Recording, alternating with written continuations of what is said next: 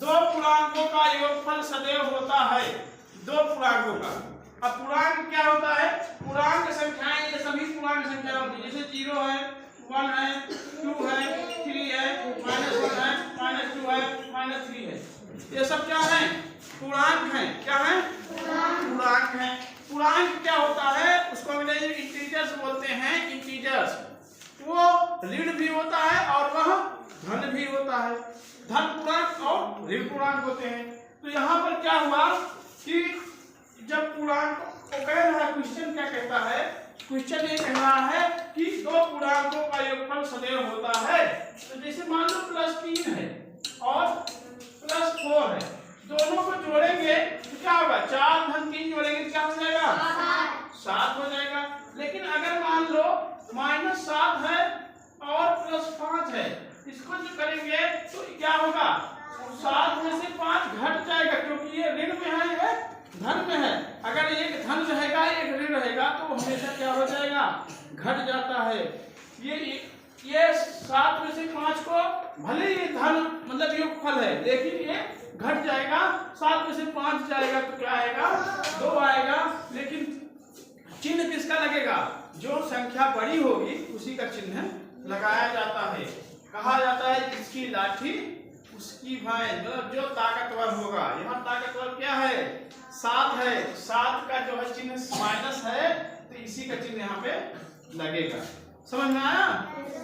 और अगर -7 धन -2 करते हैं तो क्या होगा? दोनों माइनस हैं तब भी जुड़ जाएगा। 7 को 9 और माइनस माइनस दोनों माइनस है, तो चिन्ह किसका लगेगा?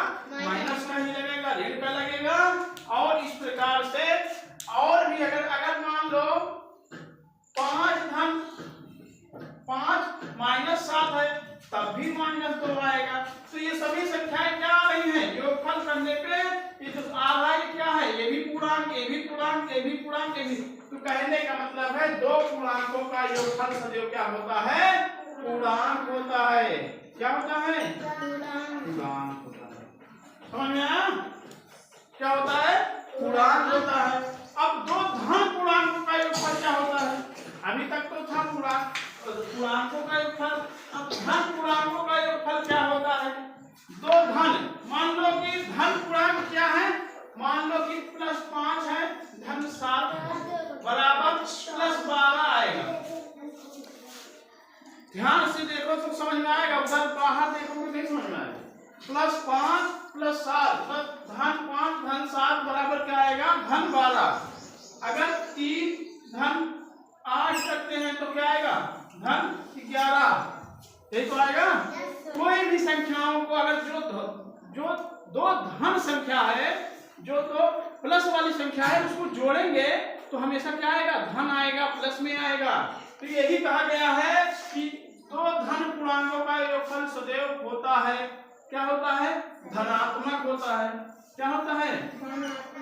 धनात्मक होता है। ठीक है? क्या होता है?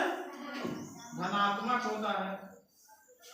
दो धन पूर्णांकों का योगफल सदैव क्या होता है? धनात्मक होगा। अगला है तो ऋण पूर्णांकों का योगफल।